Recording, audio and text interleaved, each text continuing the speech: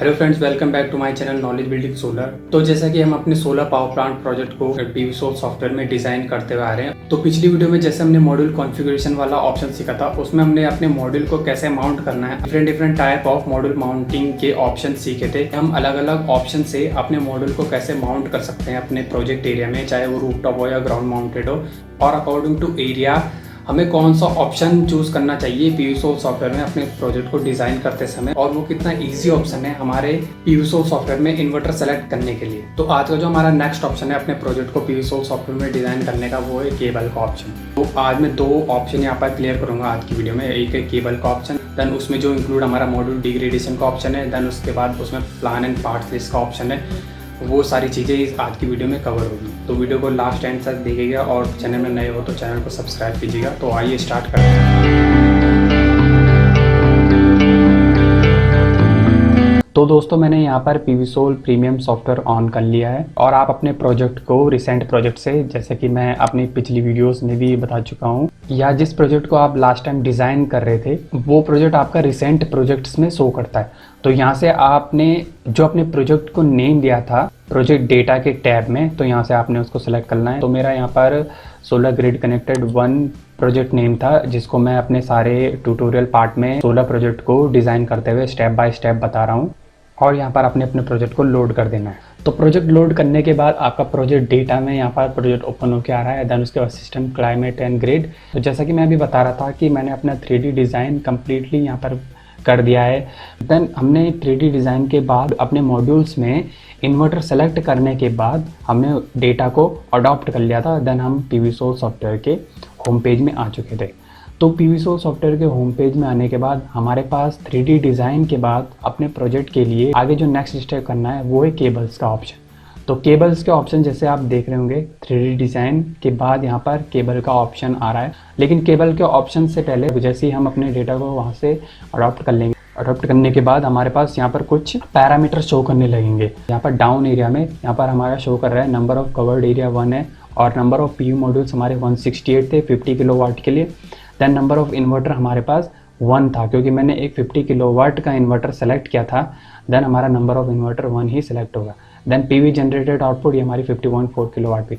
Then आप again configuration यहाँ पर चेक कर सकते हैं, जो आपने कॉन्फ़िगरेशन किया है मॉड्यूल कॉन्फ़िगरेशन वाले टैब में अपने 3D डिज़ाइन में एंटर करने के बाद। तो आप यहाँ से भी उसको रीचेक कर सकते हैं दोबारा, और जो भी उसमें मॉडिफिकेशन करना है आपको एडिट बटन में जाके दोबारा उसको जो भी वहाँ पे सही करना है, या भी जो कुछ भी आपने मॉडिफिकेशन करना है इन्वर्टर सिलेक्शन में, आपने नंबर ऑफ इन्वर्टर 2 रखने हैं या 3 रखने हैं, जिस हिसाब से भी आपने इन्वर्टर सिलेक्शन करना है, आप एडिट बटन में जाके दोबारा उसको मॉडिफिकेशन दोबारा उसको एडिट कर सकते हैं। देन उसके बाद यहाँ पर जो सेकंड टैब ओपन होकर आया है वो है डिग्रेडेशन ऑफ मॉड्यूल। तो डिग्रेडेशन ऑफ मॉड्यूल पे क्लिक करने के बाद आपको कुछ इस तरह का पेज ओपन होकर आएगा, जिसमें आपको यहाँ पर एक ग्राफ शो करता हुआ नजर आ जाएगा डिग्रेडेशन ऑफ मॉड्यूल का। और यहाँ पर जो आपको 0 to 30 तक नंबर शो कर रहे हैं, यहाँ पर टाइम ऑफ ईयर्स है, एंड आपका रिमेनिंग आउटपुट पावर यहाँ पर परसेंटेज में है, जो 0 to 120% तक है। तो यहाँ पर जो रिमेनिंग पावर आउटपुट शो कर रहा है 20 ईयर्स एंड 100%।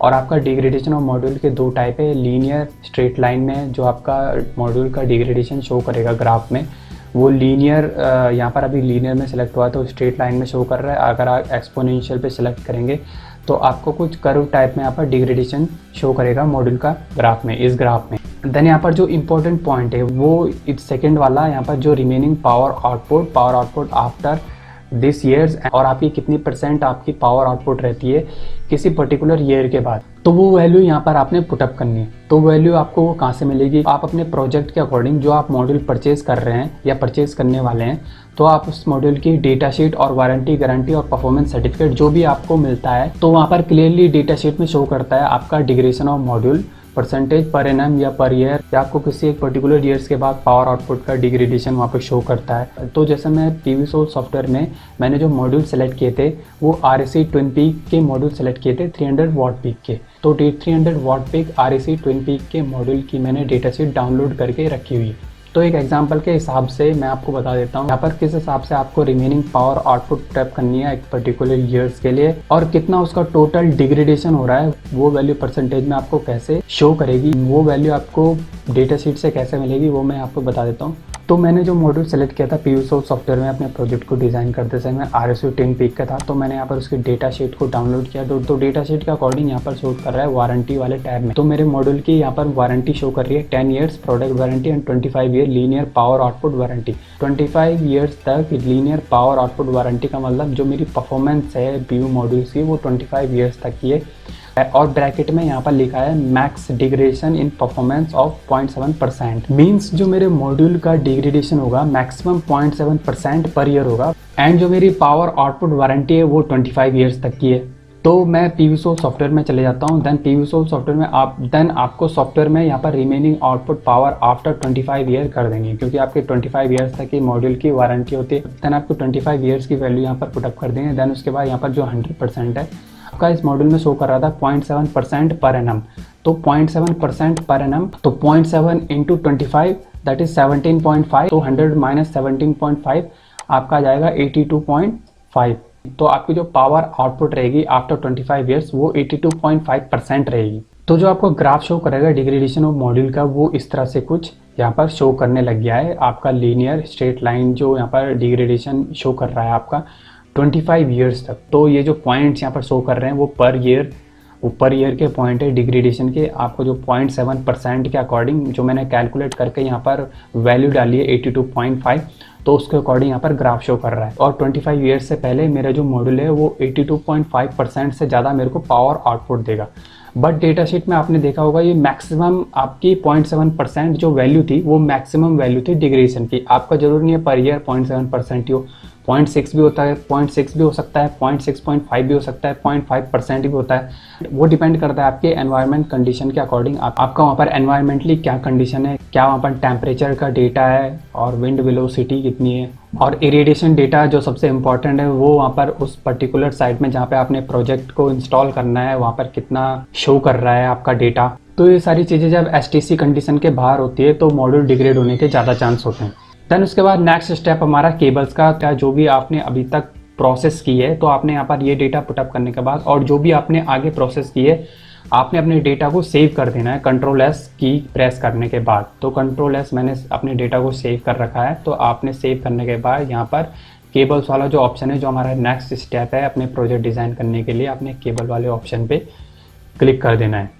देन केबल वाले ऑप्शन पे क्लिक करने के बाद आपको कुछ इस तरह से यहाँ पर पेज ओपन होके आएगा। तो यहाँ पर आपको शो कर रहा होगा एक सर्किट डायग्राम। क्योंकि मेरा power plant direct grid connected था तो मेरा जो सर्किट डायग्राम यहाँ पे शो कर रहा है वो module, inverter, energy meter and direct मेरा AC मेंस में यहाँ पर शो कर रहा है। तो मेरे प्रोजेक्ट टाइप के अकॉर्डिंग यहाँ पर एक सर्किट डायग्राम शो कर रहा है। तो आप इसको जूम करने के लिए जैसे यहाँ पर button show plus control plus mouse का जो व्हील कर्सर है उसको स्क्रॉल करेंगे तो आपको यहाँ पर कुछ इस तरह से आपका सर्किट डायग्राम या सिंगल लाइन डायग्राम टाइप यहाँ पर इस तरह से शो करेगा। जो मेरे मॉड्यूल की स्ट्रिंग बन रही थी, मेरे मॉड्यूल कॉन्फ़िगरेशन में जो मैंने स्ट्रिंग साइज़ क्रिएट की थी वो 21 मॉड्यूल की 4 स्ट्रिंग करी थी और दूसरी टेबल में भी मैंने 21 मॉड्यूल की 4 स्ट्रिंग करी थी। और आपका एरिया शो कर रहा है, ये आपका मॉड्यूल शो कर रहा है। देन आपकी ये जो ग्रीन वाली वायर जा रही है ये आपका DC केबल है। देन यहाँ पर जो 2 लाइन और यहाँ पर 3 और ये कर्व टाइप में AC का साइन है, तो यहाँ पर DC AC का साइन है और ये आपका इन्वर्टर है। तो इन्वर्टर में जो 1 2 शो कर रहे हैं यहाँ पर 1 and 2, तो ये आपका MPP 1 है, MPP ट्रैकर 1 है और यहाँ पर 2 और यहाँ पर दूसरी आपका MPPT है। देन यहाँ पर लेफ्ट हैंड साइड में एंटर केबल लॉसेस का जो ऑप्शन है इसमें आपका in detail and total losses यहाँ पर शो कर रहा है परसेंटेज में।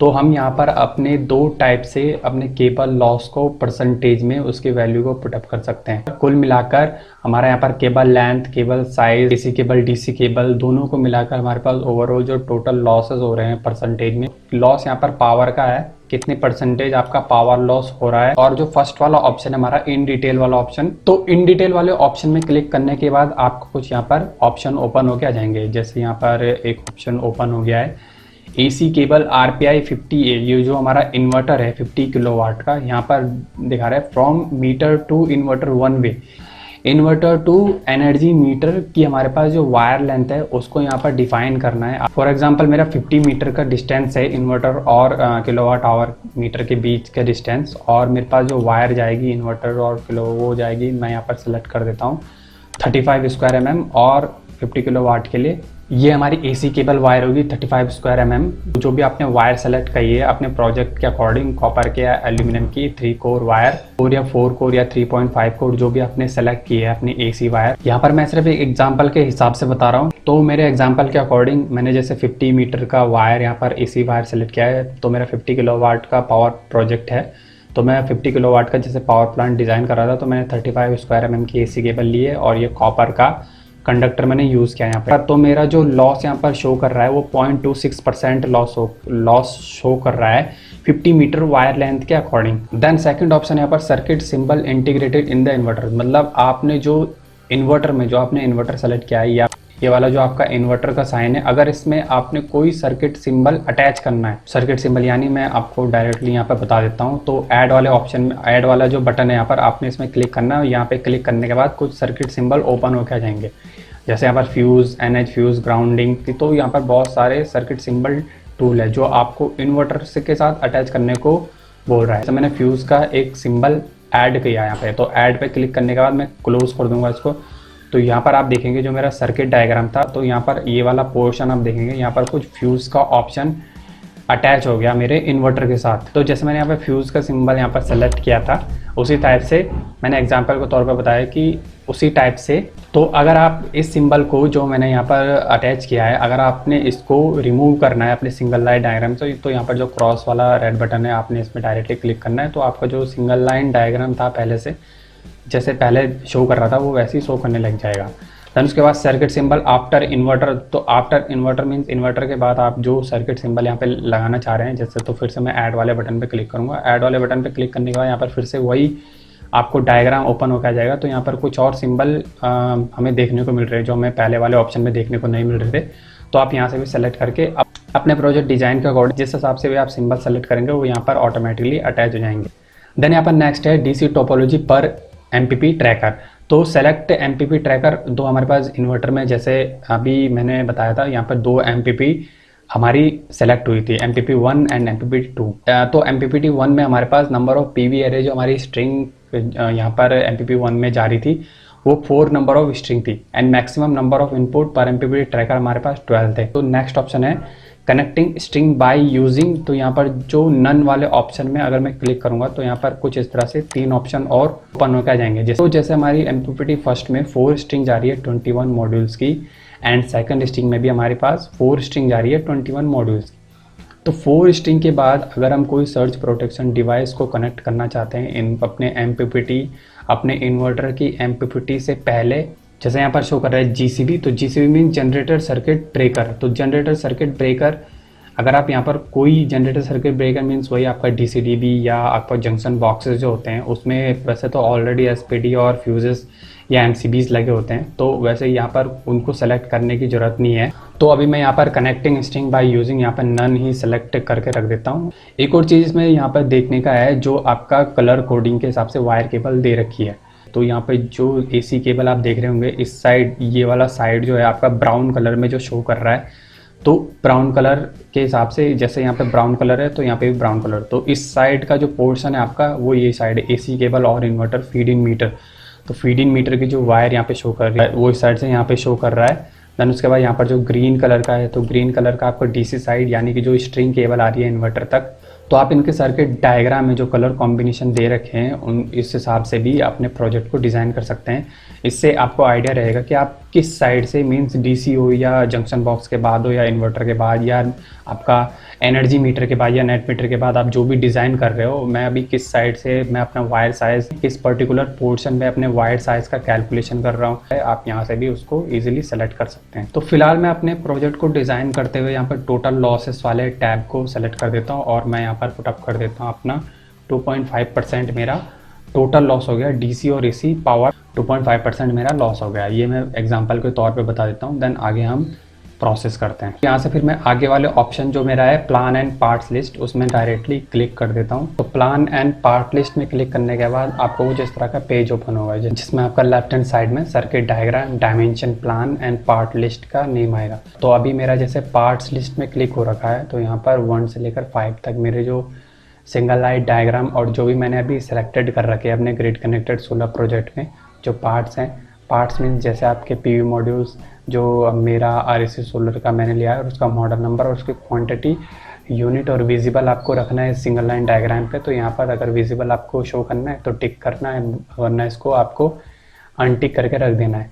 देन हमारा सेकंड है इन्वर्टर, तो उसका भी सेम वही क्वांटिटी एंड नेम करके आया है। देन मीटर, हमारा फीड मीटर 1 नंबर है। लास्ट पार्ट है वो हमारा केबल का है, जिसमें हमारा AC और DC दोनों केबल की क्वांटिटी एंड उसका यूनिट बता रहा है।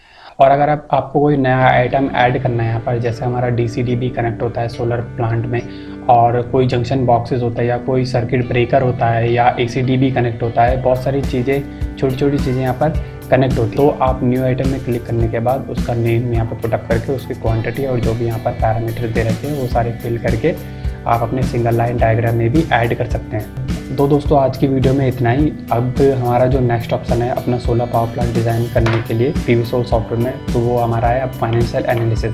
तो फाइनेंशियल एनालिसिस के लिए मैं नेक्स्ट वीडियो अपनी अपलोड करूँगा।